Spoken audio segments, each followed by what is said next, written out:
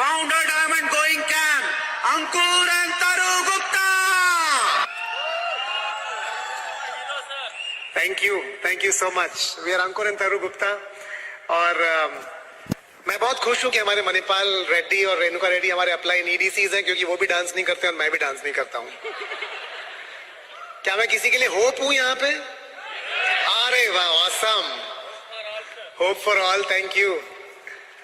आप में से कितने लोगों को कुछ ऐसा लगा आज कि हमने कुछ सुना जो हम अपने बिजनेस में जाकर अप्लाई कर सकते हैं, कुछ बदल सकते हैं, कुछ नया कर सकते हैं, कुछ डिफरेंट कर सकते हैं? और हर फंक्शन हमारे बिजनेस को, हमारे माइंडसेट को एक नेक्स्ट लेवल पर ले जाता है। तरु और मैं, हम लोग इस बिजनेस में अब 18 साल से हैं, 18 गुड लॉन्ग ईयर्स, और ऐसा लगता है कि हमने अभी कल ही ये बिजनेस शुरू किया था। बाय बैकग्राउंड मैं सॉफ्टवेयर में काम करता था। मैं ओरिजिनली इंदौर से हूँ और मैंने अपना इंजीनियरिंग किया, उसके बाद बैंगलोर चला गया और जॉब करना शुरू किया जैसे बाकी सब लोग जॉब करते हैं। आप में से कितने लोग इंजीनियर्स हैं यहाँ पे? कोई इंजीनियर्स हैं? ओके।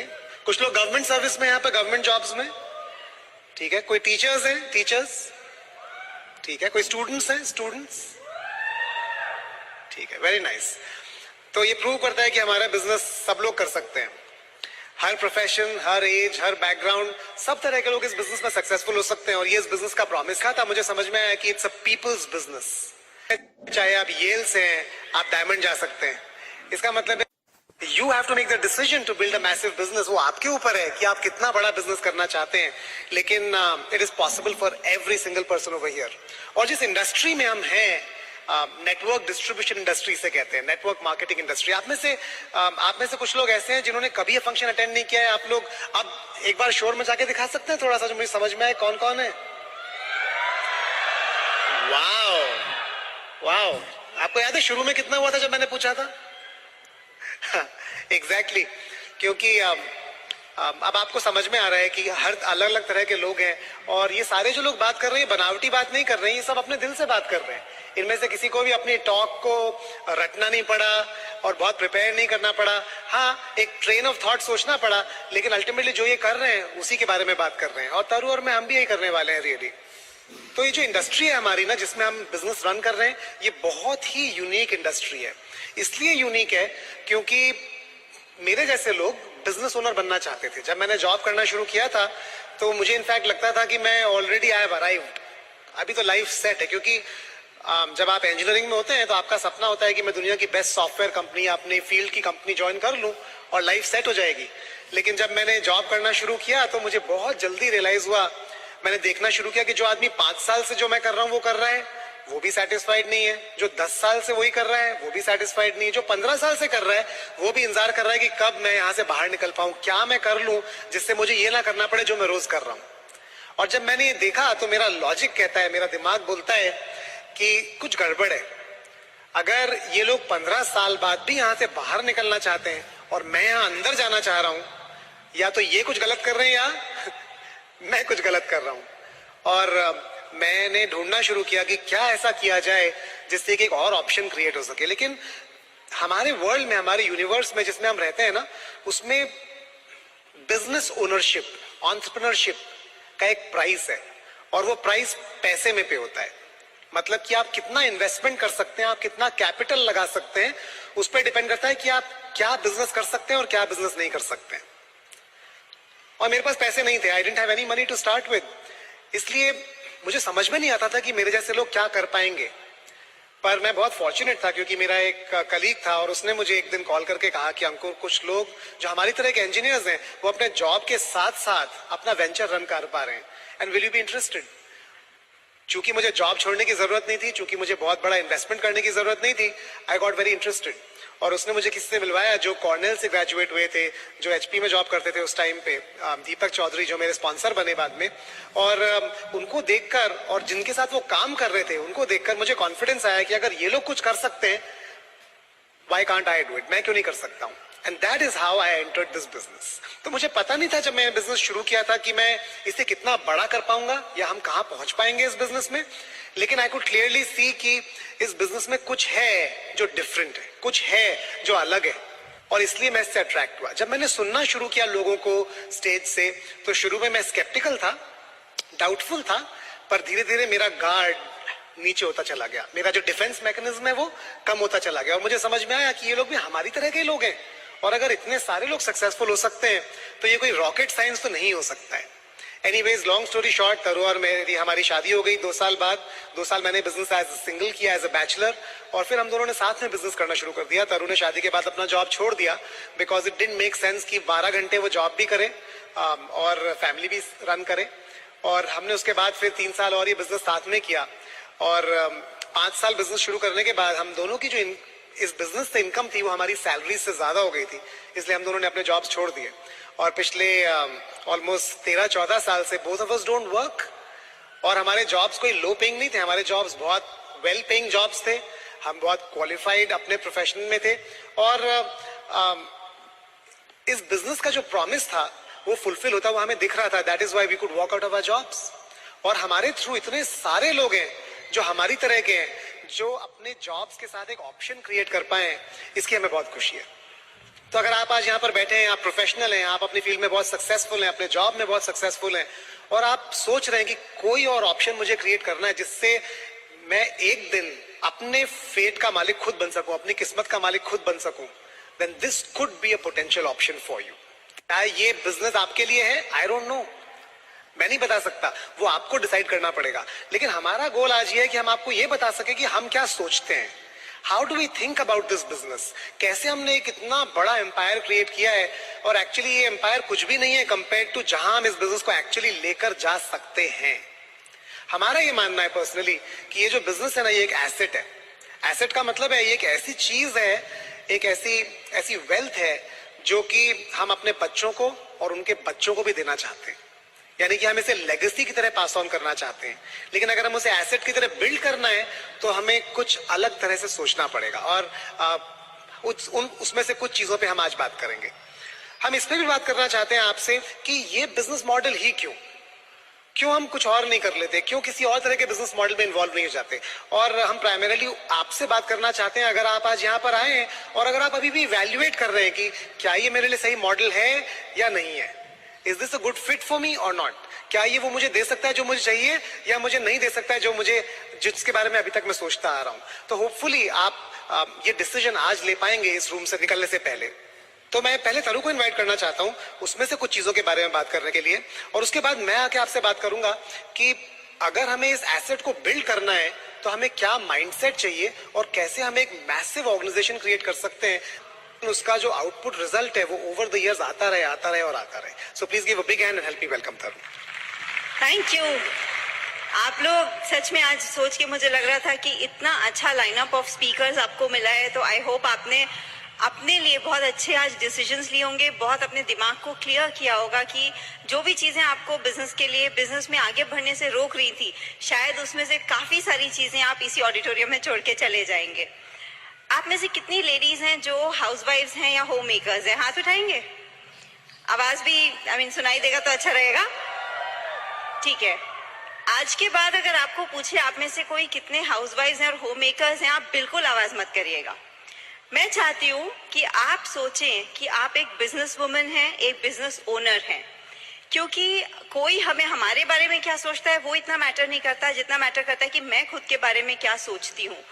देखिए, हम चाहे कितना भी बड़ा प्रोफेशन ले लें, कितनी भी बड़ी डिग्री ले लें, हम अपने बच्चे, अपना घर, अपनी फैमिली कभी निग्लेक्ट नहीं करेंगे। तो ये तो डिफॉल्ट है कि हम home makers, mother, wife, daughter in law तो रहने ही वाले हैं। लेकिन जैसे ही हम ये सोचते हैं कि मैं एक बिजनेस वुमन हूँ, मेरा खुद को देखने का नजरिया बदल जाता है। मुझे समझ में आता है कि मेरा पोटेंशियल और भी है, और ये बिजनेस वो अपॉर्चुनिटी है जहां मेरा पोटेंशियल निकल के आ सकता है।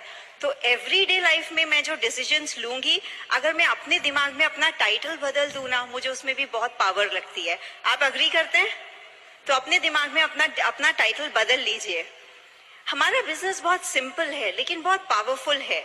देखिए, बहुत सारी चीजें हैं कि अगर आप एक रियल वर्ल्ड में बिजनेस कर रहे होते तो बहुत सारी चीजों का एक्सपीरियंस लेना बहुत महंगा है ना। लेकिन हमारे बिजनेस में वो सारे एक्सपीरियंसेस आपको मिल जाते हैं जिसमें आपने कुछ भी इन्वेस्टमेंट ही नहीं किया है। मैं आपको कुछ सिंपल चीजें बताती हूँ। कोई भी अगर एक ट्रेडिशनल, कोई भी एंटरप्रेन्योर है, कोई भी बिजनेस ओनर है, उसको ये बात एक्सपीरियंस से, और काफी एक्सपीरियंस मतलब महंगा होता है रियल बिजनेस वर्ल्ड में, से समझ में आता है कि रिजेक्शंस क्या होते हैं। मैं आपको सिंपल एग्जांपल्स देती हूँ। हमारे बच्चों को पिज्जा खाना है, मैंने डोमिनोज चूज किया तो मैंने पिज्जा हट को रिजेक्ट किया। हमें टिकट बुक करनी है, मैंने इंडिगो में बुक की तो मैंने जेट एयरवेज को रिजेक्ट किया। आपके स्कूल यहाँ रायपुर में बच्चों को स्कूल में पढ़ना है, आपने भवंस चूज किया तो शायद डीपीएस को रिजेक्ट किया। आपने कार खरीदनी है, आपने मर्सिडीज पसंद की तो आपने बीएमडब्ल्यू को रिजेक्ट किया। तो ये बात एक हमारा होटल रूम ब्रिट वर्ल्ड वाइड ने बुक किया, हायत ने बुक किया तो बाकी होटल्स को रिजेक्ट किया। ये बात एक ट्रेडिशनल बिजनेस ओनर अच्छे से समझता है और उसको वो रिजेक्शन कहता ही नहीं है। उसके हिसाब से इट इज नंबर्स गेम, आज उनका कल मेरा, है ना। तो लेकिन ये एक्सपीरियंस हमें हमारे बिजनेस में कैसे आता है? बहुत सिंपल, जब हम बिजनेस शुरू करते ही हैं तो हमें, जब हम नए लोगों से मिलना शुरू करते हैं, जब हम क्लाइंट्स बनाना चाहते हैं या हम बिजनेस पार्टनर्स ढूंढना चाहते हैं, हम 25 लोगों से बात करते हैं तो 5 कन्वर्ट होते हैं।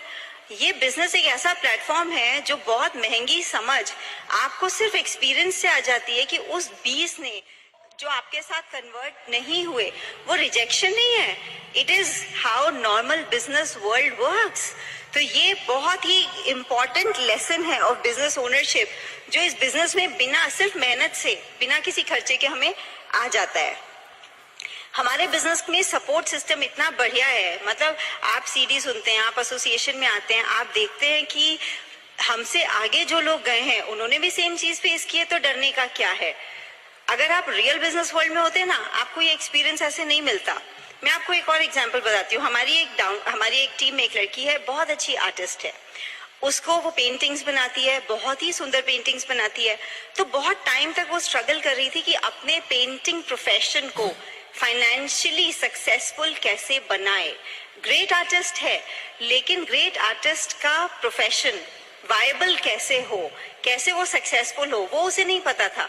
जब उसने जो स्किल्स उसने अपने बिजनेस में सीखे कि कॉन्टैक्ट्स बनाने होते हैं, कॉल्स करने होते हैं, अच्छे से अपने आप को प्रेजेंट करना होता है, अपने वर्क को प्रेजेंट करना होता है, क्लोजर करना होता है, वो एग्जैक्टली सेम प्रोसेस ने उसको उसके मेन प्रोफेशन में सक्सेसफुल बनाया, वो ही इस बिजनेस में उसे सक्सेसफुल बना रहा है।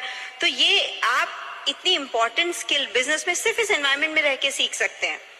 मैं आपको एक और एग्जांपल बताती हूँ। हमारा 13 साल का बेटा है, पियानो सीखता है, तो बहुत अच्छे लेवल पे वो सीख रहा है, तो बहुत एक पर्सनल कोचिंग, पर्सनल लेसन्स के लिए जाता है, वेरी एक्सपेंसिव क्लास। लेकिन वो क्लास इनफ नहीं है, तो एक दिन वो उसे कॉन्सर्ट, उसके जो नई कोच हैं वो उसको कॉन्सर्ट्स का एक्सपोजर दे रही हैं। और मैं आपको एक बात बताती हूँ कि कॉन्सर्ट्स का exposure comes at a very high cost, comes at a cost, free में नहीं आता है। तो मेरा बेटा एक दिन बोलता है, वो उसके कॉन्सर्ट को देखने में गई थी, तो वो बोलता है कि घर में पियानो बजाना, मैम के स्टूडियो में बजाना और कॉन्सर्ट में बजाना इज टोटली डिफरेंट। अब आप उसको, तो जब भी वो एक कॉन्सर्ट में पार्टिसिपेट करता है, it comes at a cost. आप अपने बिजनेस में कंपेयर करके देखिए, जब आप बिजनेस शुरू करते हैं, जब हम बिजनेस शुरू करते हैं, आप अपने अपलाइन के सामने देखिए, एक बहुत बड़ी आर्ट है, एक बहुत बड़ी स्किल है जिसको लाइफ स्किल बोलते हैं बिजनेस के वर्ल्ड में, प्रेजेंटेशन और पब्लिक स्पीकिंग। वो आप कहाँ से सीख जाते हैं पता ही नहीं चलता। पहले आप अपलाइन के साथ जाते हैं, अपलाइन देख रहा होता है, आप किसी को 1-on-1 में कुछ समझा रहे होते हैं, चाहे प्लान चाहे प्रोडक्ट्स। फिर आप एक लेवल आता है कि आप पेस मीटिंग में खड़े होकर 30-40 लोगों के सामने बात करते हैं, 2 लोगों के सामने, फिर 30-40 लोगों के सामने, फिर आपका लेवल बढ़ता है, आप ओपन मीटिंग के लेवल पे बात करते हैं, फिर एक दिन आप बड़े कॉन्फ्रेंस में बात करने लगते हैं। आपने इसमें कुछ भी खर्चा किया? हम छोटे से बच्चे की छोटी सी कॉन्सर्ट के लिए कितना खर्चा कर रहे हैं आपको पता नहीं है। तो वो real life experience, real business का एक्सपीरियंस आपको इतना ब्यूटीफुल एनवायरनमेंट है। आई एम श्योर आपने एक्सपीरियंस किया होगा। जब हमारे पेस मिले, जैसे पेस एक घर के लेवल की एक छोटी मीटिंग है, तो उसमें अगर आप देखिए, जो भी फर्स्ट टाइमर आता है अंदर से बिल्कुल कांप रहा होता है, पसीने छूट रहे होते हैं, जिसको पहली बार बात करनी होती है। लेकिन जैसे वो स्टेज पे जाके बोलता है कि मैं आज यहाँ पहली बार आया हूँ, मुझे बहुत डर लग रहा है, क्या होता है? जम के तालियां बजती है ना, और सडनली वो इस एनवायरनमेंट का पार्ट बन जाता है, फैमिली बन जाता है, तो वो डर चला जाता है। ऐसा आप सोच के देखिए, अगर आप कोई भी बिजनेस कर रहे होते, कोई भी ट्रेडिशनल बिजनेस, आपको ये एक्सपीरियंस, ये प्रैक्टिस का चांस मिलता नहीं। प्रैक्टिस, मिस्टेक्स करने का कोई चांस नहीं मिलता। हमारे बिजनेस में है बड़े गोल्स। आपको पता है कि गोल सेट करना, अपने टाइम को मैनेज करना और दिन को ऑर्गेनाइज करना, ये सब चीजें कनेक्टेड हैं टू बी सक्सेसफुल। अगर आप अपने किसी भी कन्वेंशनल बिजनेस में हम ये ना करें, बहुत महंगा पड़ेगा। छोटे बच्चे हैं, उनको कौन डिसिप्लिन करता है? स्कूल। समर वेकेशन में क्या होता है? ना सोने का टाइम, ना उठने का टाइम, ना नहाने का टाइम, ना खाने का टाइम, ना पढ़ने का टाइम, कोई टाइम नहीं होता। लेकिन जैसे ही school is like a boss in childrens life. हमारे केस में जब हम अपने खुद के बिजनेस में हैं, वो बॉस तो हमको खुद ही बनना पड़ेगा, है ना? तो मतलब कैसे? अगर हमारा एक क्लियर गोल है और हम उस पर फोकस्ड हैं और हमें अपने टाइम में वैल्यू दिखने लगेगी, हमारा दिन अपने आप ऑर्गेनाइज हो जाएगा। हमारा बिजनेस है जिसमें आप कोई भी, अगर नॉर्मल बिजनेस होता है, कन्वेंशनल बिजनेस होता है, उसमें इन्वेस्टमेंट लगता है पैसे का। हमारे बिजनेस में इन्वेस्टमेंट लगता है टाइम और एफर्ट का। तो दो चीजें आपको समझनी चाहिए, टाइम बजटिंग कैसे करूं, मनी बजटिंग कैसे करूं। मैं आपको टाइम बजटिंग का एक छोटा सा एग्जांपल देती हूँ, मनी बजटिंग में मैं बाद में बात करूंगी। अगर आप सुबह से कुछ दिन, मैं कहती हूँ 21 दिन, जितने भी दिन आप करना चाहते हैं, 2-2 घंटे के स्लॉट में, जब से आप सो के उठते हैं तब से हर 2 घंटे में आप एक डायरी में लिखना शुरू करिए कि आपने लास्ट 2 घंटे में क्या किया। आपको at the end of 1 week, 2 weeks, 3 weeks, जितना टाइम लगे, आपको समझ में आ जाएगा कि आपको अपने फ्यूचर के लिए टाइम कहाँ से निकालना है। टाइम तो निकालना पड़ेगा। एक और मैं आपको बहुत इंपॉर्टेंट लाइफ स्किल बताती हूँ। हम सबके अंदर एक विनर भी है और एक फियर भी है। कौन जीतना चाहिए हर दिन, वो हमें ही चूज करना पड़ता है। तो रियल वर्ल्ड में हमें अगर अपनी पर्सनालिटी डेवलप करनी है, बहुत एक्सपेंसिव है। अगर हम रियल बिजनेस वर्ल्ड में हैं और हमें अपनी पर्सनालिटी पे करना है, बहुत एक्सपेंसिव कोर्सेज में जाके हमको ये हिम्मत आती है, फियर्स कैसे ओवरकम करने हैं, पब्लिक स्पीकिंग कैसे करनी है, ड्रेसअप कैसे होना है, बेटर कैसे बनना है। अपने बिजनेस में ऑटोमेटिक आ जाता है, just because of the environment. जैसे रिजेक्शन फेस करने की मैंने बात की, एक और बहुत एक हर बिजनेस ओनर का एक लाइफ साइकिल है, हैंडलिंग नेगेटिव फ्रॉम फैमिली। उस लाइफ साइकिल के 4 सिंपल स्टेप्स हैं। सबसे पहले, जब आप बिजनेस शुरू करते हो, ऑपोजिशन मिलता है। उसके बाद अगर आप टिके रहते हो, लगे रहते हो, काम करते रहते हो, तो आप सक्सेसफुल हो जाते हो। तीसरा, सक्सेसफुल होते हो तो रिस्पेक्ट मिलती है। आप में से कितने लोगों ने लव मैरिज की है? हाथ खड़ा करेंगे। लव मैरिज का प्रोसेस एग्जैक्टली ऐसा ही है। आप पहले डिसाइड कर लेते हो, ऑपोजिशन मिलता है, ऑपोजिशन के बाद भी आप टिके रहते हो तो उसके बाद सक्सेसफुल हो जाते हो, बाद में सब रिस्पेक्ट करते हैं, कोई प्रॉब्लम नहीं है।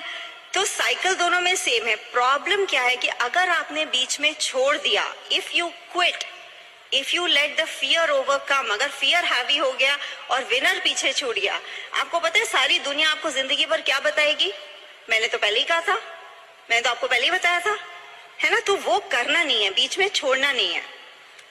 एक और, आप अपने अगर लाइफ में सक्सेसफुल होना चाहते हैं, आप उस पर्सन को देखिए अपनी फैमिली सर्कल में, फ्रेंड सर्कल में, नोन सर्कल में, ऐसे एक पर्सन को देखिए जो बहुत रिच हो, सक्सेसफुल हो, अच्छी हेल्थ हो, अच्छी रिलेशनशिप्स हो, अच्छी फैमिली हो।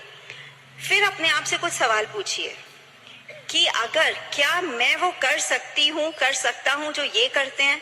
क्या मेरे पास वो नॉलेज, वो स्किल सेट, वो इन्वेस्टमेंट है? क्या अगर मैं इनके पास जाऊं तो ये मुझे सिखाएंगे, मेरे मेंटर बनेंगे? और अगर ये मेरे मेंटर बन भी गए तो क्या ये श्योर है कि मैं सक्सेसफुल हो जाऊंगी? आप ये क्वेश्चन पूछिए अपने आप से। मैंने इस बिजनेस में क्या देखा? लाइफ बदल गई, क्योंकि मेंटर्स बदल गए और फ्रेंड्स बदल गए, एसोसिएशन बदल गई। जब मैंने अपने अपलाइंस मणिपाल और रेणुका रेड्डी से मैं मिली फर्स्ट टाइम, वो ऑलरेडी डायमंड्स थे। जब मैंने उनको देखा तो मुझे लगा कि ये, आप किसी को देख के ये कह सकते हो कि इनके जैसी लाइफ मुझे चाहिए।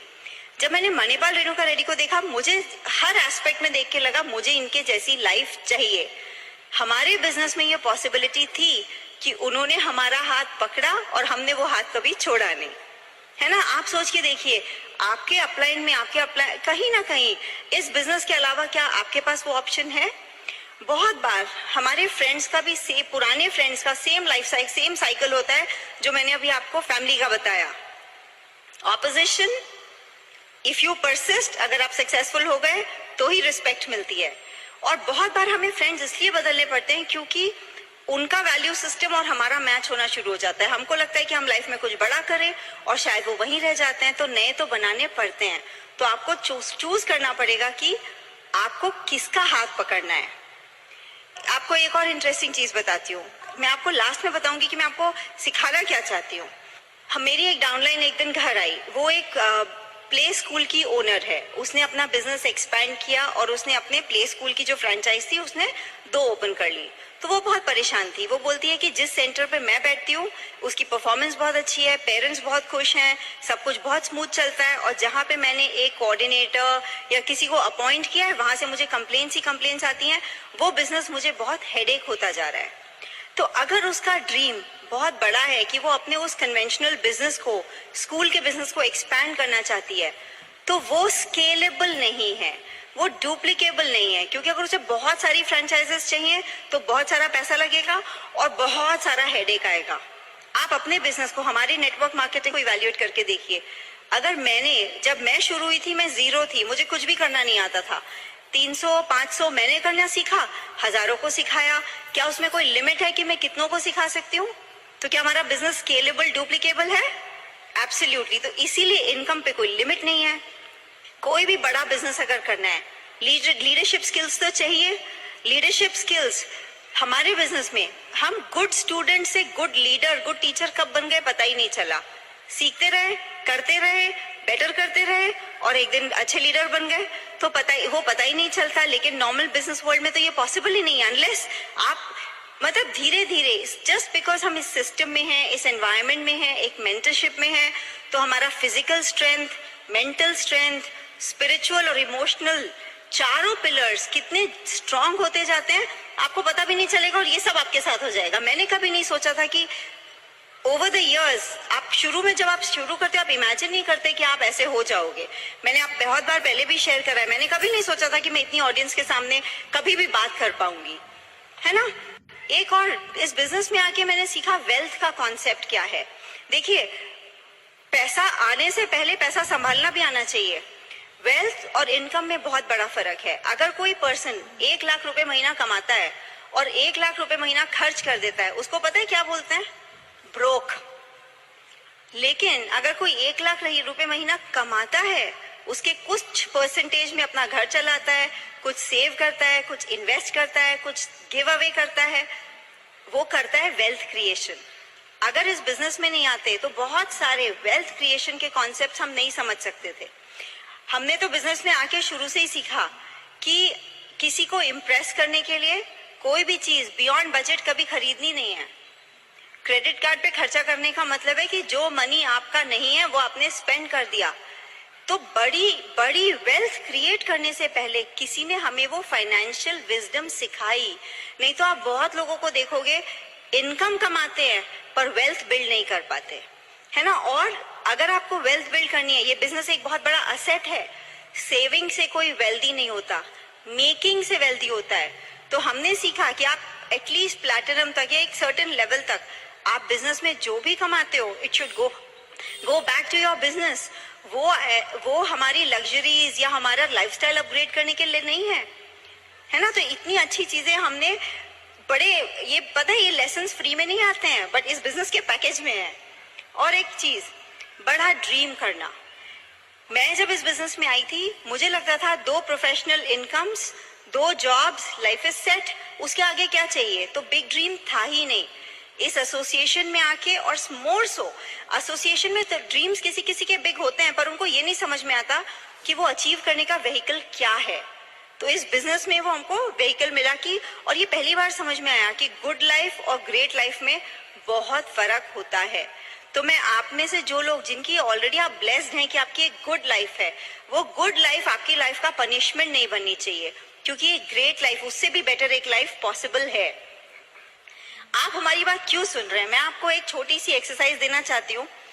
आप आज रात को घर जाके, हेजिटेट मत करिएगा, आप घर जाके हस्बैंड वाइफ एक पेपर पे अपना एक आइडियल, मतलब परफेक्ट दिन और परफेक्ट लाइफ का डिस्क्रिप्शन लिखिए।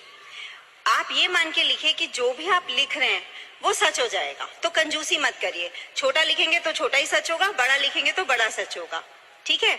आप ये करके देखिए। आपको पता चलेगा जब आप लिखोगे ना, आप कुछ उसमें से की एस्पेक्ट्स कवर होंगे। अबंडेंस ऑफ वेल्थ दिखाएगा, मतलब कहीं चाहे मैं लिखूं चाहे आप लिखें, सबका डिस्क्रिप्शन अलग अलग हो सकता है, लेकिन कहीं ना कहीं उसमें दिखेगा कि लग्जरीज हैं, अच्छा घर है, अच्छी कार है, बच्चे अच्छे स्कूल में जा रहे हैं, वेकेशन अच्छी जगह है, लाइफ के कंफर्ट्स हैं, आपके घर में स्टाफ है आपका केयर करने के लिए। अबंडेंस ऑफ वेल्थ दिखेगा किसी ना किसी फॉर्म में।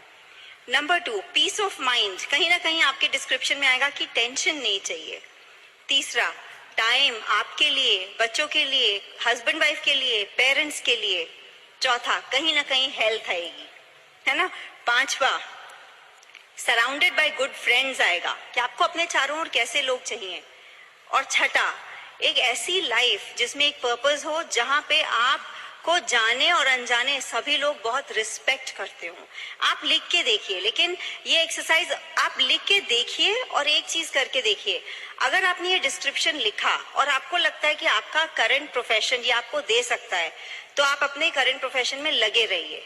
लेकिन इनमें से कोई भी अगर एक पिलर मिसिंग है, ज्यादातर हम सबकी में, एक से नहीं बहुत सारे मिसिंग थे, है ना, आपके में अगर मिसिंग है तो आप देखिए कि ये पूरा जो भी मैंने आपको बताया और मच मोर इस बिजनेस से पॉसिबल है। तो मैंने जो आपसे बात की है ना, मैंने 8 प्राइसलेस असेट्स जो आपको एक नेटवर्क मार्केटिंग बिजनेस दे सकता है, मैंने उसके बारे में बात की है। मैं आपको एनकरेज करना चाहती हूँ कि आज राजकुमार जी ने भी एक बुक, आपको अगर अपनी इंडस्ट्री के बारे में समझना है तो business of the 21st century book जरूर पढ़िए। और मैंने बहुत सिंप्लीफाई करके आपको ये प्रूव करके दिखाया है कि जिन चीजों के बारे में मैंने बात की है, हम उस जर्नी पे ऑलरेडी काफी आगे पहुंच चुके हैं। तो वो सबके लिए पॉसिबल है। मैं आपको सिर्फ एक प्रूफ देना चाहती थी कि जो लिखा है वो सच है। अपनी इंडस्ट्री का पोटेंशियल समझिए और उसको अंडर एस्टिमेट नहीं कीजिए, बिकॉज एक अनपैरेलल्ड लाइफ हम सबके लिए पॉसिबल है। हियर इज अंकुर।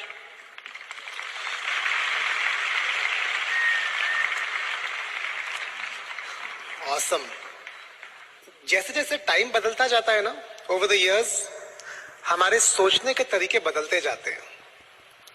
जैसे जिस तरह से हम 1998 में सोचते थे, उस तरह से हम 2008 में नहीं सोचते थे, और जिस तरह से हम 2008 में सोचते थे वैसा 2018 में नहीं सोचते।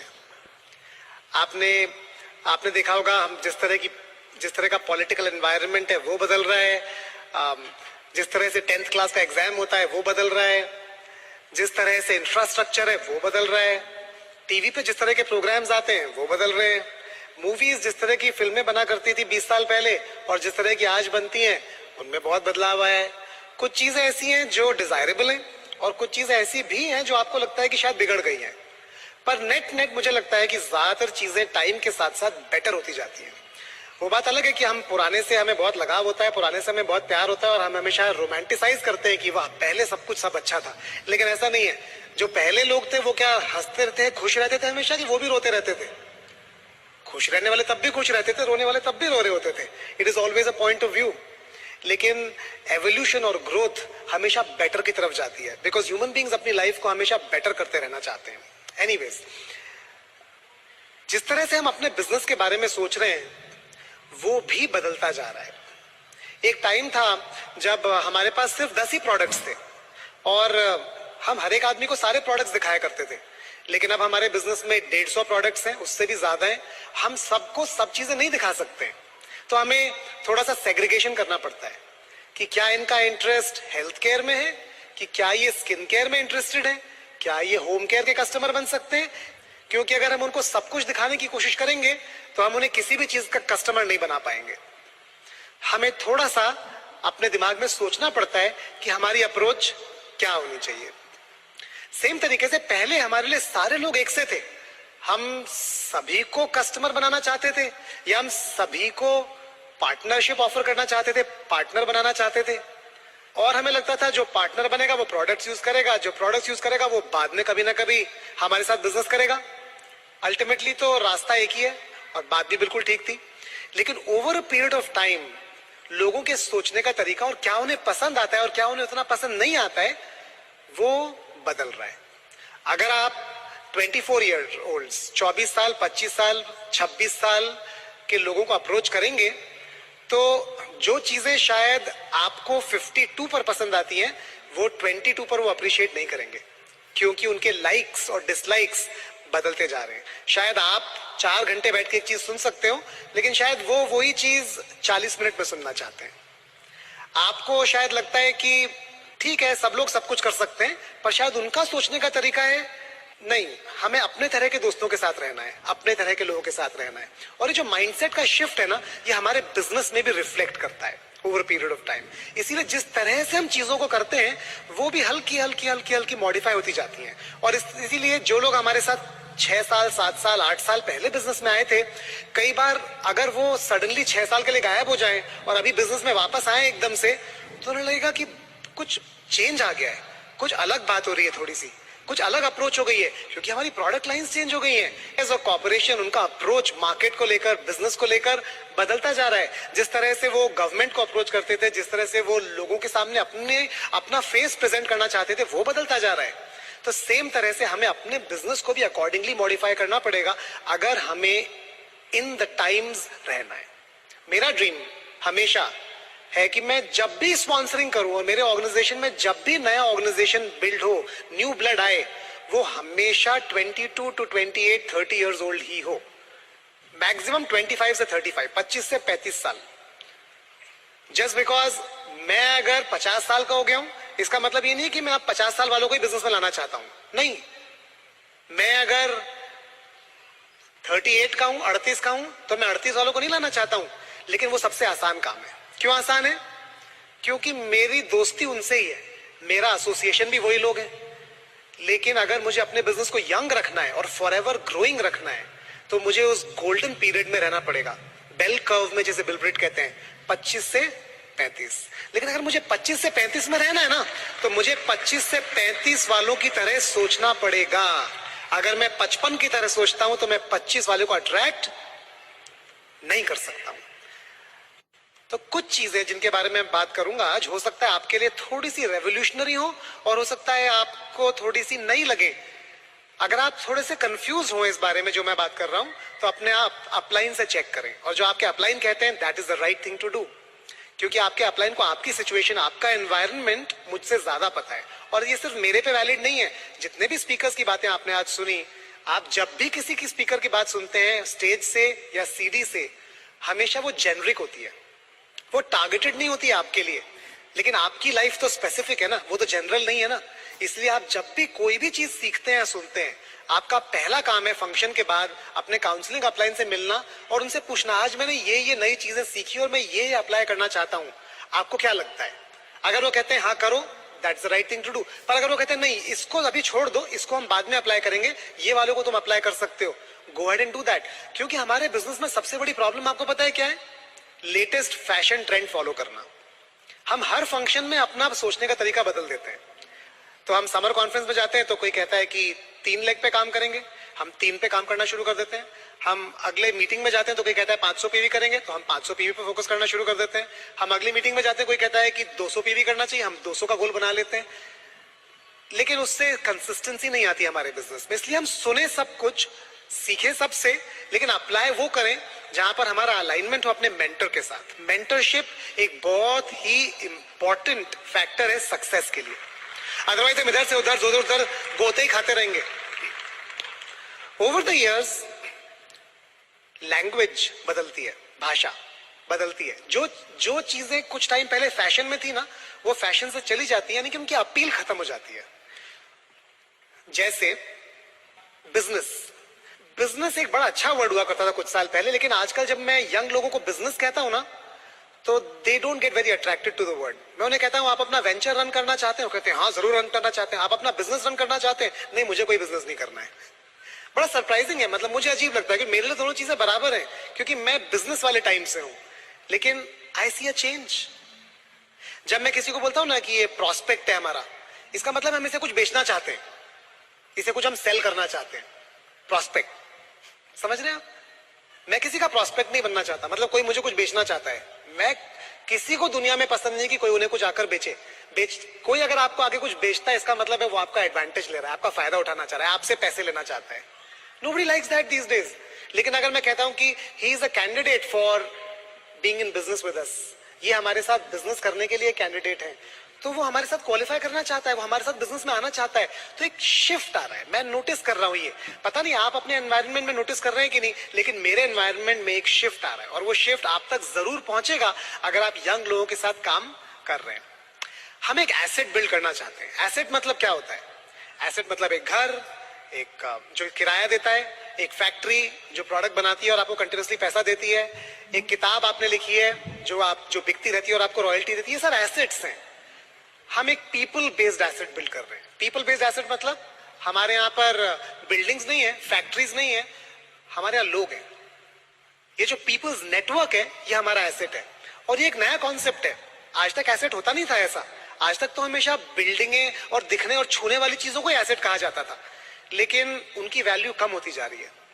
और मार्क जकरबर्ग जैसे लोग, जिनकी बिल्डिंग फैक्ट्री शायद दिखती भी ना हो, वो अरबपति और खरबपति बनते जा रहे हैं, क्योंकि उनके पास एक पीपल्स एसेट है। हम भी एक पीपल्स एसेट, एक नेटवर्क क्रिएट करना चाह रहे हैं। जिस तरह से एक अच्छी बिल्डिंग कौन सी है जो आप अपने बच्चों को दे सके, जो आपके बच्चों के बड़े होने तक गिर ना जाए, जिसका हालत इतना खराब ना हो जाए जिसकी हालत कि आपके बच्चे उसमें कमाने से ज्यादा रिपेयर करने में पैसा लगाते रहे, वो अच्छी बिल्डिंग है। सेम तरीके से अगर एक पीपल बेस्ड एसेट है, एक network, people's network based asset है, उसका जो बिल्डिंग ब्लॉक है वो ईंट गारा सीमेंट स्टील नहीं है, उसका जो बिल्डिंग ब्लॉक है वो है लोग। अगर वो लोग यंग होंगे, एक्साइटेड होंगे, मोटिवेटेड होंगे और एजुकेटेड होंगे, तो वो एसेट लंबा चलेगा। अगर वो जो पीपल्स नेटवर्क एसेट है उसमें जो लोग होंगे वो आलसी होंगे, प्रोक्रेस्टिनेशन, हर चीज पोस्टपोन करते होंगे, उनकी तबीयत हमेशा खराब ही रहती होगी, उनकी एज शायद बहुत ज्यादा होगी, सारों की एक्सेप्शंस हमेशा होंगे, तो वो जो एसेट है वो बहुत टाइम तक नहीं चल पाएगा।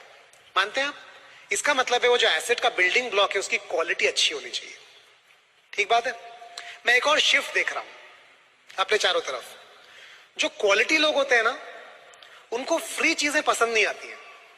उनको लगता है फ्री मतलब बेकार होगा यार, इसीलिए फ्री है। मतलब कहीं से कुछ फ्री मिलता है वो तो लेना चाहते हैं, लेकिन वो फ्री के लिए मेहनत उनको अट्रैक्ट नहीं करता है। फ्री उनको लगता है कि कोई चीज अगर महंगी है ना तो इसमें कुछ तो है जो बेटर है, और उसकी वैल्यू उनके दिमाग में बढ़ने लगती है। अगर कोई चीज करना मुश्किल है, उन्हें लगता है कि ये डिजायरेबल है। अगर कोई चीज हर आदमी कर सकता है तो उन्हें लगता है ये तो कोई भी कर सकता है, इसमें क्या बड़ी बात है, ये तो सब कर सकते हैं, मुझे नहीं करना। क्या आपने देखा अपने बच्चों में ये ट्रेंड? उनका सोचने का तरीका ऐसा होता जा रहा है। They want exclusive things, they want something a little better, थोड़ा सा ऊपर, थोड़ा सा ज्यादा। ये एक और ट्रेंड है जो मैं अपने दिमाग में ऑब्जर्व कर रहा हूं। मैं एक दो चीजें और देख रहा हूं। मैं देख रहा हूं अपने चारों तरफ कि एक्चुअली हम इस बिजनेस में करना क्या चाहते हैं। मैं थोड़ी सी डिसजॉइंट बातें कर रहा हूं, पर मैं आपके लिए इनको कनेक्ट करूंगा टुवर्ड्स द एंड। अल्टीमेटली हम करना क्या चाहते हैं? हमें पैसे किससे आते हैं? क्या हमें लोगों को लाने से पैसे आते हैं? नहीं। हम चाहे 1000, 10,000, 1,00,000 लोगों को अपने बिजनेस में ले आए, हमें पैसा नहीं आएगा, जीरो पैसा आएगा, क्योंकि हम मनी चेन स्कीम नहीं है। हमारा बिजनेस लोगों को लाने का बिजनेस नहीं है, हमारा बिजनेस वॉल्यूम का बिजनेस है। मतलब हम टर्नओवर जितना ज्यादा क्रिएट करेंगे, मैन्युफैक्चरर उतना प्रॉफिट हमें देने के लिए तैयार है। टर्नओवर कैसे आता है? या तो लोग यूज करते हैं, या जिनको हम कस्टमर बनाते हैं वो यूज करते हैं, एंड कंज्यूमर। किसी को तो यूज करने पड़ेंगे ना प्रोडक्ट्स, तो हमें कस्टमर्स क्रिएट करने। हम कितने कस्टमर्स से डील करना चाहते हैं? हम एक्चुअली 5 लाख, 5 करोड़ कस्टमर्स बनाना चाहते हैं। हम 50,000 कस्टमर्स बनाना चाहते हैं, लेकिन इतने सारे कस्टमर से हम अकेले डील नहीं कर सकते। मैं कैसे सर्विस करूंगा उनको? मुझे सुपरमार्केट खोलना पड़ेगा, मॉल खोलना पड़ेगा, हजारों एम्प्लॉइज को लगाना पड़ेगा, ट्रक, डिलीवरी वैन, फैक्ट्री, बहुत सारे तामझाम करने पड़ेंगे। वो मैं करने में इंटरेस्टेड नहीं हूं, क्योंकि मेरे पास कैपिटल नहीं है इन्वेस्ट करने के लिए। मेरे लिए ज्यादा आसान तरीका है कि 50,000 कस्टमर्स अगर मुझे क्रिएट करने हैं, तो 50,000 कस्टमर क्रिएट करने की जगह मैं सिर्फ 50 ही कस्टमर क्रिएट करूं। उनको मैनेज करना मेरे लिए आसान है, लेकिन उसके जगह पर मैं 1000 और पार्टनरशिप्स क्रिएट कर लूं और उनको सिखा दूं कि 50-50 कस्टमर्स को हैंडल कैसे करना है, तो मेरा काम खत्म हो जाएगा। जो लोएस्ट लेवल है काम करने का, जो काम करने का लोएस्ट लेवल है, लोएस्ट लेवल समझते हैं मजदूरी वाला काम, वो है कुछ बेचना। उसमें कोई बुराई नहीं है, लेकिन वो लोएस्ट लेवल ऑफ ऑपरेशन है। जब एक घर बनता है तो जो मजदूर काम करता है वो लोएस्ट लेवल ऑफ ऑपरेशन है। सबसे कम पैसा वो कमाता है, क्योंकि वो बेचेगा। जब तक बेचेगा पैसा आएगा, जिस दिन बेचना बंद कर देगा पैसा आना बंद हो जाएगा। इसका क्या मतलब है? क्या वो लेबर जरूरी नहीं है? सबसे मैंडेटरी है वो, उसके बिना कुछ भी नहीं हो सकता। वो बिल्डिंग ब्लॉक है उस बिल्डिंग को बनाने का।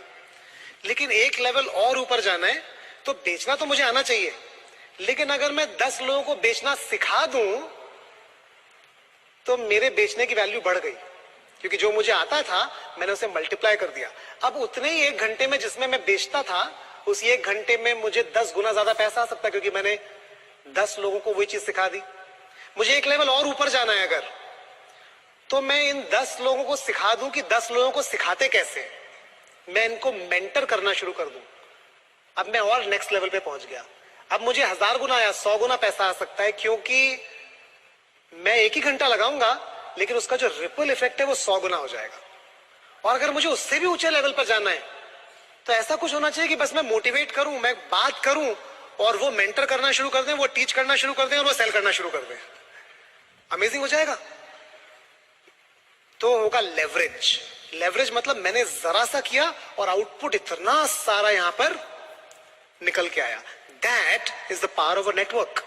उसी को नेटवर्क कहते हैं। तो मैं दिन में 8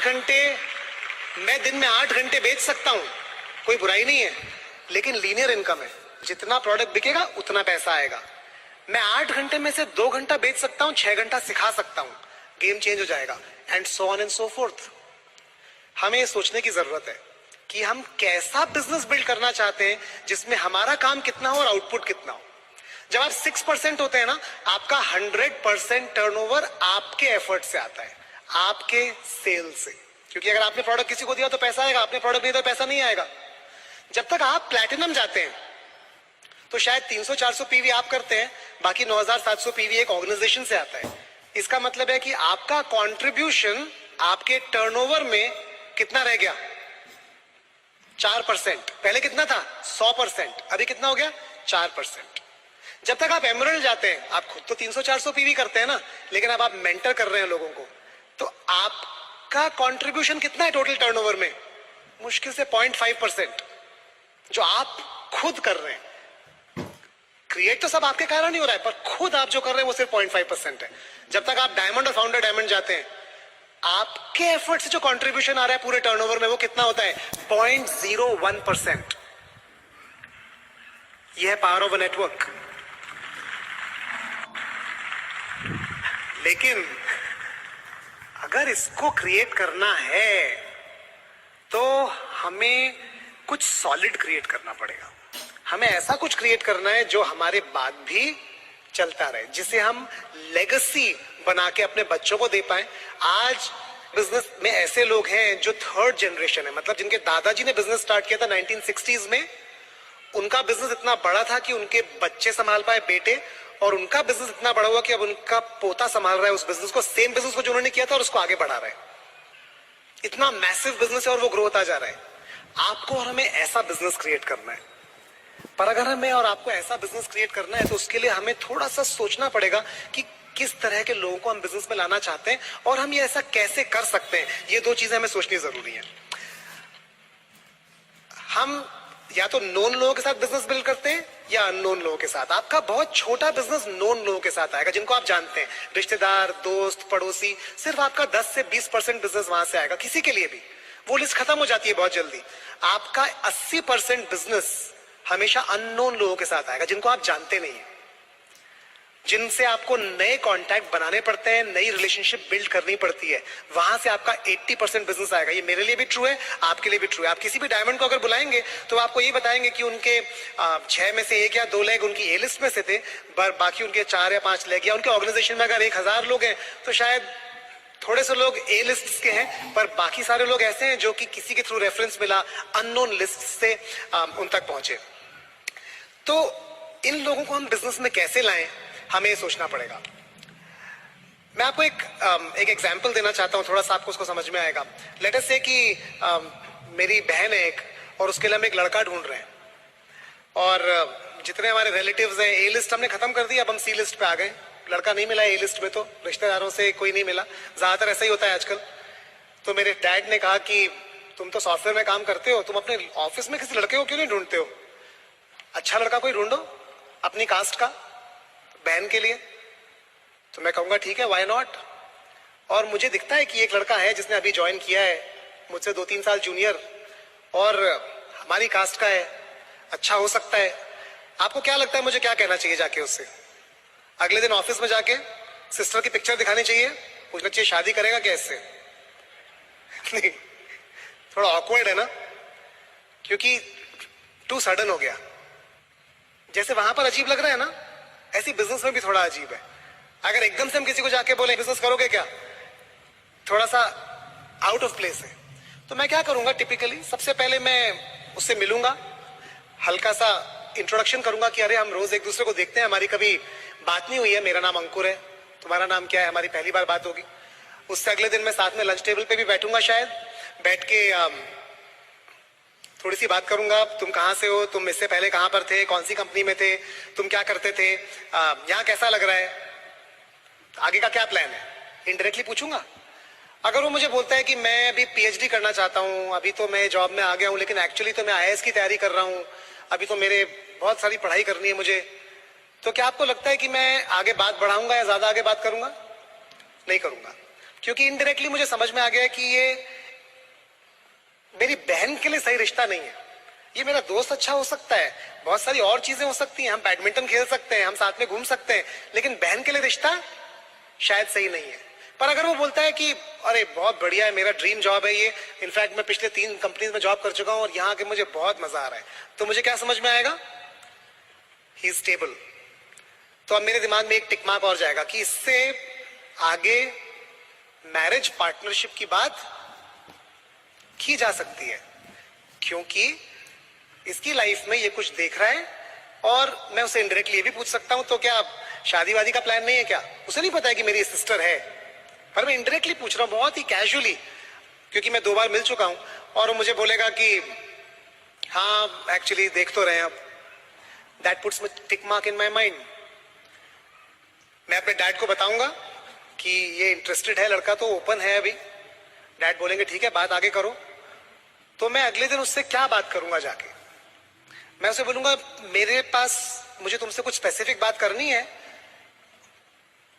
लेकिन अभी यहाँ पर ऑफिस क्यूबिकल में नहीं हो पाएगी, हम शाम को करेंगे, there is something I want to talk. बोलेगा ठीक है श्योर। बड़ा नेचुरल है कॉन्वर्सेशन, कोई बहुत अजीब नहीं लग रहा है उसको, एकदम से झटके से कुछ हो गया, एकदम से कहीं से कोई आ गया। और मैं उससे ऑफिस के बाद शायद मिलूंगा और मैं उसे बताऊंगा कि एक्चुअली हम अपनी सिस्टर के लिए लड़का ढूंढ रहे हैं और तुमसे मिलकर मुझे अच्छा लगा, मैं चाहता हूं कि मेरे डैड और तुम्हारे डैड आपस में बात करें। और हो सकता है वो बोले कि मैं आपकी सिस्टर की फोटो देखना चाहता हूं। तो आपको क्या लगता है मैं कौन सा फोटो दिखाऊंगा? मेरे घर में एक एंगेजमेंट हुई थी, उसमें मेरी सिस्टर ने एक डांस परफॉर्मेंस किया था, क्योंकि वो बहुत अच्छी डांसर है, वो वीडियो दिखाऊंगा क्या उसको?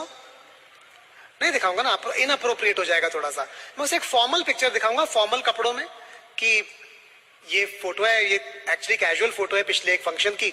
पर तो बोलेगा ठीक है, I think I can connect you with my father. और वो आपस में बात करेंगे और एक फॉर्मल मीटिंग सेटअप होगी जहां पर लड़का लड़की आपस में शायद मिलेंगे। मिलते ही क्या, अगर हमें पसंद आ गया तो उसी दिन हम वहीं के वहीं बोल देंगे क्या शादी पक्की है, अभी एंगेजमेंट कर देते हैं? नहीं, टिपिकली ऐसा नहीं होता है ना। टिपिकली कैसा होता है, हम कहते हैं हमें सब अच्छा लगा, हम अब घर जाके आपको कॉल करेंगे। आप में से कितने लोग ये प्रोसेस के थ्रू जा चुके हैं अपने लिए, अपनी फैमिली में किसी के लिए? नॉर्मल है, हम घर जाके आपको कॉल करेंगे। अब एक्चुअली आपको भी पसंद है, एक्चुअली उनको भी पसंद है, पर थोड़ा पोस्चर उन्होंने रखा है, थोड़ा पोस्चर आपने रखा हुआ है। शाम को आप कॉल करेंगे बाद में, क्योंकि that is how it is typically done. आप उन्हें कॉल करके बताएंगे कि हाँ एक्चुअली सब ठीक है, लेकिन लड़का लड़की एक और बार मिलना चाहते हैं, उनके थोड़े क्वेश्चंस हैं आपस में। ठीक है, एक और मीटिंग होगी इनफॉर्मली, वो आपस में मिलेंगे, उनके कुछ क्वेश्चंस होंगे, शायद वो आंसर हो जाएंगे, वो कुछ और क्वेश्चंस पूछना चाहते हैं, वो थोड़ी सी क्लियर भी बातें करना चाहते हैं। और बातें क्लियर करना इस टाइम पे बड़ा जरूरी है। इसलिए जरूरी है क्योंकि अगर लड़की बोलती है कि मुझे जॉब शादी के बाद जरूर करना है, और लड़का बोलता है कि नहीं जॉब तो मैं, जॉब वाली लड़की से तो मैं शादी नहीं कर सकता, तो ये डिस्कशन तो अभी होना जरूरी है। क्यों?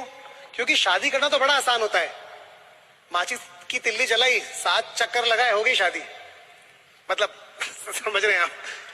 लेकिन डिवोर्स करना बहुत एक्सपेंसिव होता है। आप फिर से जला के उल्टा घूम के डिवोर्स नहीं कर सकते। डिवोर्स करने के लिए बहुत लंबा प्रोसेस होता है और बहुत पेनफुल भी होता है हमेशा। तो इट इज बेटर कि शादी के पहले ही सोच लिया जाए, शादी के बाद फिर से ना सोचा जाए। हो सकता है लड़की के दिमाग में हो कि लड़का नॉनवेज ना खाता हो, लड़का बोलता है नहीं नॉनवेज तो मैं खाऊंगा, लड़की कहती है फिर तो मैं नहीं शादी कर सकती, तो लड़का कहता है नहीं नहीं तुम ज्यादा पसंद हो मुझे नॉनवेज से, नॉनवेज में छोड़ दूंगा। नेगोशिएट हो गया ना थोड़ा सा। लेकिन ये सारी बातें जितनी ज्यादा पहले क्लियर हो जाती हैं उतना अच्छा रहता है, क्योंकि पॉस्चर शादी के पहले ही हो सकता है, शादी के बाद तो सिर्फ एक्सेप्टेंस हो सकती है, पॉस्चर नहीं हो सकता है। सही बात है।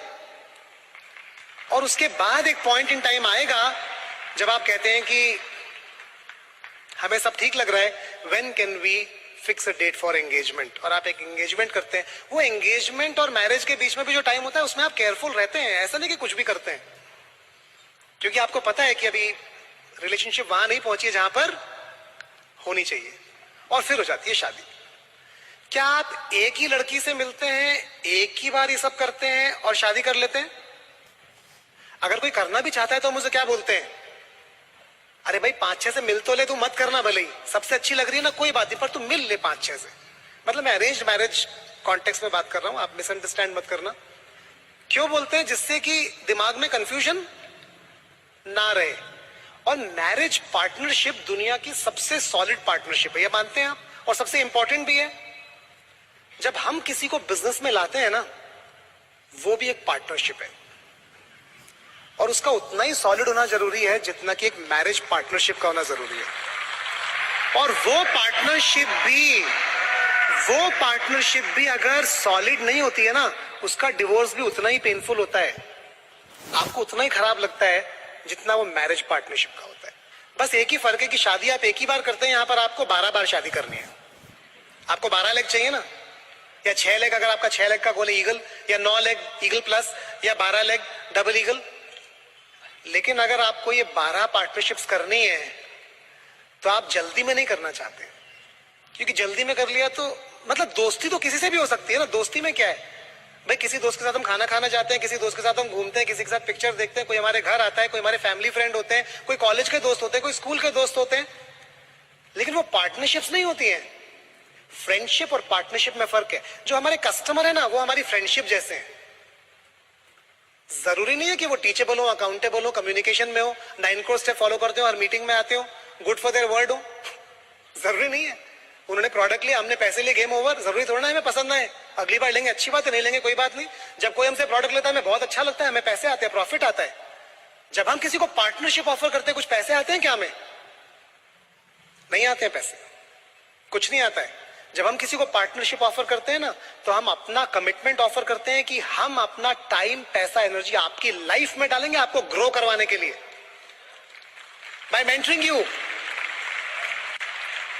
इसलिए जब हम कस्टमर बनाते हैं ना किसी को, हमें कोई चिंता नहीं है। हम हजारों कस्टमर बना सकते हैं, किसी को भी कस्टमर बना सकते हैं, प्रोवाइडेड वो कैश एंड कैरी करने को तैयार हो, पैसे भी देने के लिए तैयार हो, बस दैट्स इट। लेकिन जब हम किसी को पार्टनर बनाना चाहते हैं ना, तो हम थोड़ा सा फूक फूक के कदम रखना चाहते हैं। क्योंकि अगर मान लीजिए कल आपको कोटा दे दे कि आप बस 12 लोगों को ही स्पॉन्सर कर सकते हैं, उससे ज्यादा स्पॉन्सरिंग अलाउड नहीं है आपको, आप सिर्फ 12 पार्टनरशिप्स ही क्रिएट कर सकते हैं, आप चाहे जिसको करें।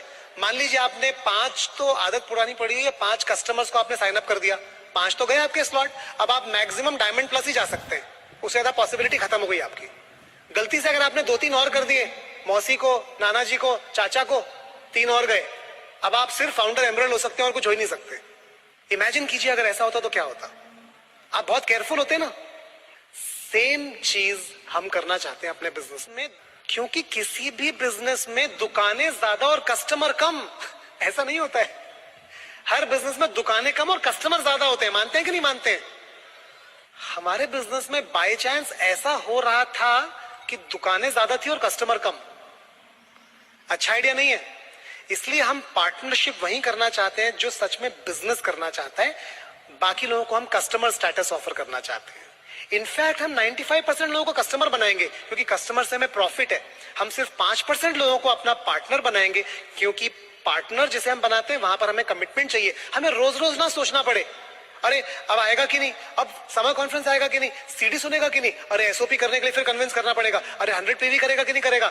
आप इमेजिन कीजिए अगर आप ऐसी पार्टनरशिप्स क्रिएट करें सॉलिड, ऐसी 12 जो अपने आप हर फंक्शन में आए, अपने आप 2 तारीख को 100 पीवी कर लें, अपने आप स्टैंडिंग ऑर्डर पे आ जाएं, टिकट्स आपसे फंक्शन का जिस दिन आपके हाथ में आए उस दिन ले लें, तो आपका बिजनेस कैसा होगा? अच्छा होगा। आपको पता है मेरा ड्रीम क्या है? मेरा ड्रीम है ऐसा बिजनेस जिसमें कि मेरे प्लैटिनम 2 या 3 तारीख को महीने की 10,000 पीवी कर ले, बाकी 29 दिन वो बाकी 10,000 करने के लिए लगाए 20,000 के लिए। अच्छा रहेगा। पर वो पता है कब हो सकता है? जब हम सॉलिड लोगों के साथ काम करने के लिए तैयार हैं, जो इस माइंडसेट से आए कि हमें बिजनेस करना है, और इसे हम कहते हैं क्वालिफिकेशन माइंडसेट। मैं आज इस बारे में बात नहीं कर रहा हूं कि ये मिलेंगे कैसे, वो तरीका भी आपको धीरे धीरे सीखना पड़ेगा, लेकिन मैं आपको सिर्फ एक पिक्चर दिखा रहा हूं कि एक ऐसा बिजनेस हो जिसमें अगर मैं एमरल्ड हूं तो मैं 5 तारीख को एमरल्ड हो जाऊं, अगर मैं डायमंड हूं तो मैं महीने की 5 तारीख को डायमंड हो जाऊं, बाकी 25 दिन मैं पीवी की चिंता नहीं कर रहा हूं, मंथ एंड की चिंता नहीं कर रहा हूं, टॉप अप पीरियड की चिंता नहीं कर रहा हूं। अमेजिंग होगा, बहुत अमेजिंग होगा। सब कुछ इस पर डिपेंड करेगा कि हम कितने ज्यादा क्वालिटी के साथ काम कर सकते हैं। हम जितनी हाई क्वालिटी को लाएंगे, छांट के लाएंगे, हम उतना ज्यादा सॉलिड बिजनेस बिल्ड कर सकते हैं, इसमें कोई डाउट नहीं है। बिजनेस डिफरेंट लेवल्स पर हो सकता है। एक वड़ा पाव बेचने वाला अपने ठेले से वड़ा पाव भी बेच सकता है, वो भी वड़ा पाव ही बेचता है, पर वो घर से जितना बना के लाता है बस उस दिन खत्म कर देता है। उसका गोल है जितने खत्म हो जाएंगे मैं घर चला जाऊंगा। वो लेवल 1 है वड़ा पाव का। वड़ा पाव का लेवल 2 दुकान, वहीं पे बनाता है, वहीं पे बेचता है। जब तक रॉ मटेरियल खत्म नहीं होगा, आलू खत्म नहीं होगा, बन खत्म नहीं होगा, तब तक वड़ा पाव बिकता रहेगा। रॉ मटेरियल खत्म, वड़ा पाव खत्म, लेवल 2। लेवल 3 गोली वड़ा पाव, फ्रेंचाइज है बैंगलोर में, पता नहीं यहां भी हो शायद। उसका काम है, वो उसका गोल है कि मैं जितने ज्यादा इंडिया में वड़ा पाव बेच सकूं बेचूं। मैं दूसरों को वड़ा पाव बेचना सिखाना चाहता हूं। और लेवल 4 मैं उसे कहता हूं मैकडॉनल्ड, यूएस का वड़ा पाव। 120 कंट्रीज में 22,000 आउटलेट्स हैं। उनका फोकस सिर्फ वड़ा पाव नहीं है, उनका बर्गर तो अच्छा होना ही है। उनका सारा फोकस है क्या हम सही लीडरशिप ला सकते हैं, क्या हम सही चीजें सिखा सकते हैं, क्या हम डुप्लीकेशन कर सकते हैं। क्योंकि जितना बड़ा नेटवर्क हम क्रिएट करेंगे, हमारे बर्गर्स अपने आप बिकते चले जाएंगे। ये माइंडसेट अगर आप ले आए लेवल 4 का, आप एक एम्पायर क्रिएट कर सकते हैं इस बिजनेस में, और आप करोड़ों रुपया कमा सकते हैं। It was great talking to you. आपको जो चीजें आपने सीखी है यहाँ पे, आपको उन्हें जाके अप्लाई करना है। क्योंकि पता है कल तक क्या होगा, अभी आपका जैसे आप बाहर जाएंगे ना, आपके ब्रेन का सिस्टम ऐसा धीरे धीरे नीचे जाएगा।